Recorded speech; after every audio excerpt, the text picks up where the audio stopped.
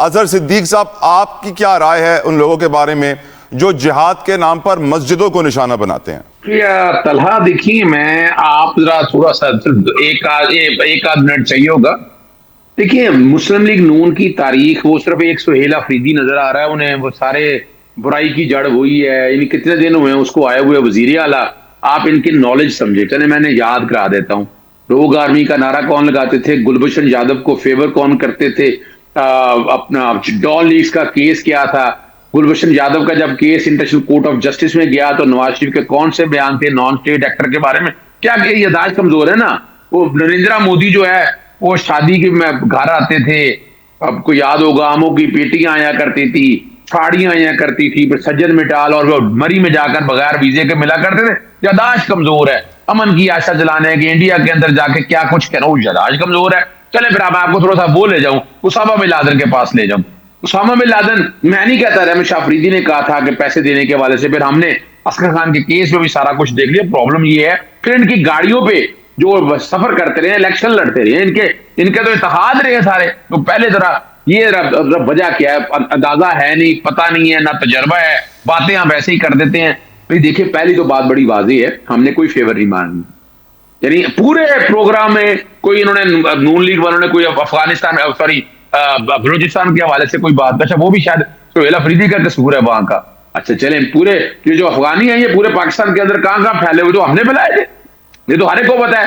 انہوں نے ووٹ لینے کے لیے، انہوں نے ووٹ بنوائے ہوئے تھے ان کو فائدہ لینے کے لیے. یہ تو تاریخی باتیں ہیں. اب آئیں جو اگلی بات، آپ نے بڑی اہم بات کی ہے اور اس میں بھی ان کا ہاتھ ہے کہ مذہبی فینیٹکس میں کون لوگ کیا فرنٹ پہ آ کر کھیلتا رہے. یاد رکھیے گا، مذہب بیچا گیا بازاروں میں، نفرت کے دام لگے، قرآن لبوں پہ، ہاتھوں میں خنجر، کیسا یہ نظام لگے.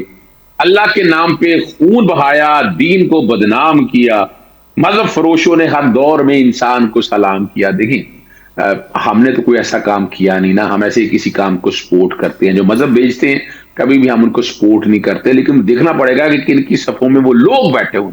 اس کے لیے جیسے سمجھ رہے ہیں نا، جو میں تو نیشنل ایکشن پلان کے حوالے سے اگر دیکھا جائے تو میں تو ان لوگوں میں سے ہوں جو اس سے پٹیشن فائل کی ہے. غالباً آج بھی وہ پٹیشن پینڈنگ ہے کہ اس پر عمل درآمد ہو سکے. کون عمل درآمد سے روکتا رہا؟ یہ ساری باتیں ریکارڈ کا حصہ ہے. لیکن وجہ ہے کہ وقت کے ساتھ ساتھ اب ہو گیا نا. انہوں نے تحریک لبیک پاکستان والوں کے ساتھ آپ کے سامنے ہے کہانیاں. میں بتانا کیا چاہتا ہوں، سارا کچھ آپ لوگوں کے سامنے آ گیا ہوا ہے. ہم نے آج بیٹھ کر اگر دیکھا جائے کہ ہم نے اگر چاہتے ہی ساری معاملوں کو، یعنی اس کو آسان طریقے سے سیٹل کرنا ہے، اب جب پتہ ہی کوئی نہیں ہے، ہمیں صرف پالیٹکس کرنی ہے، دیٹس آل.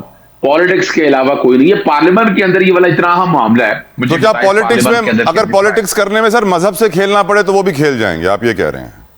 وہ بالکل ایسا ہی ہے نا. یہی تو ہو رہا ہے، اور کیا ہو رہا ہے؟ مجھے بتائیں نا، اتنا اہم ایشو ہے. ابھی تک میں نے بڑی زبردست بات آپ کے سامنے رکھی ہے. ابھی اندازہ، ہم خوشیاں مناتے پھر رہے ہیں یار، بسنت منا رہے ہیں. Sorry sir. اظہر صدیق صاحب، 8 فروری کو احتجاج کی کال کیا آئی؟ فری ایم پی او کے تحت گرفتاریاں شروع ہو گئی ہیں. آپ کے پاس کیا اطلاعات ہیں؟ کتنی گرفتاریاں ہو چکی ہیں اور کیا ابھی پی ٹی آئی احتجاج کرے گی 8 فروری کو اتنی گرفتاریوں کے بعد حضور؟ دیکھیں، پرابلم یہ ہے نا کہ 8 فروری کو نکلا تھا سچ، ہونٹوں پہ نعرہ بن گیا. نظام نے جواب دیا، ہتھکڑی لاٹھی پہرا بن گیا. ووٹ پہ پہرے بٹھا دیے، آواز کو قید کیا. یہ کیسا دستور ہے جس نے ضمیر کو قید کیا؟ اور ابھی میں تو نہیں، اب تو ٹی وی چینل پہ بڑے بڑے ٹی وی اینکرز نے کہہ دیا کہ بسنت کیوں پہلے لایا گیا، یہ 6-7-3 تاریخ کے لیے کیوں لایا گیا. یعنی ایک دن کا ہم کہتے ہیں احتجاج کریں تو ملک کی اکانومی کا کیا حال ہوتا ہے. پنجاب میں 3 چھٹیاں دے دی. اچھا، کس بات کی چھٹیاں دی ہیں آپ نے؟ 2. بسنت تو لاہور میں ہو رہی تھی. میں صرف بتانا ہے آپ کے ساتھ مقصد کیا کہ 8 فروری. اچھا، پھر کیا کچھ نہیں ٹھہرا تو پھر دفعہ 144 جو ہے نا، آپ کو پتا ہے زمینی سے اٹھ کے یہ ہواؤں میں لگ گئی کہ جو گڈی اٹھے گی نا اس پہ تصویر نہیں لگے گی. وہ نقدہ کوکا جو ہے نا ہوا میں جائے گا تو وہ بھی نہیں گایا جا سکے گا. ہم نے تو احتجاج کرنا ہی کرنا ہے. اور جہاں تک بات ہے نظر بندی کی آرڈر، میں نے تو اس قانون کو پنجاب میں چیلنج کیا تھا کہ اس میں ترامیم کی جائیں. پولیٹیکل انجینئرنگ ہو رہی ہے، سارا کچھ ہے. 144 کا نفاذ لگانا، ای سی ایل، پی سی ایل.